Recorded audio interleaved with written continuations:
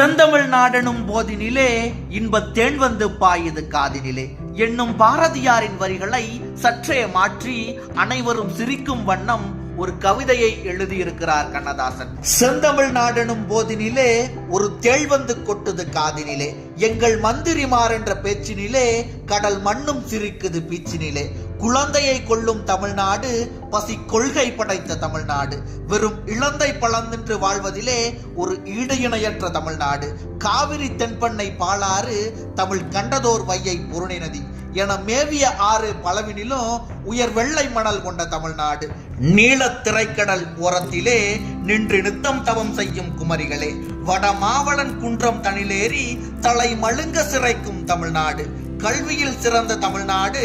காமராசர் பிறந்த தமிழ்நாடு, நல்ல பல்வித கேசுகள் பேப்பரிலே வர பாரெங்கும் நாரும் தமிழ்நாடு, வள்ளுவன் தன்னை உலகினுக்கே தந்து உள்ளதும் கெட்ட தமிழ்நாடு, கொலை கொள்ளை எனும் மிக நல்ல தொழில்களை குறைவர செய்யும் எழில் நாடு, சிங்களம் புட்பகம் சாவகமாகிய தீவு பலவிலும் சென்றேறி அங்கு எங்கனும் தேயிலை தோட்டத்திலே கொடி ஏற்றி வளர்ப்பவர் தாய்நாடு, விண்ணை இடிக்கும் தலையுமயம் எனும் வெற்பை இடிக்கும் திறனுடையார், தினம் தொன்னை பிடித்து தெருவினிலே நல்ல சோற்றுக்களையும் புகழ்நாடு, நல்ல சோற்றுக்களையும் புகழ்நாடு.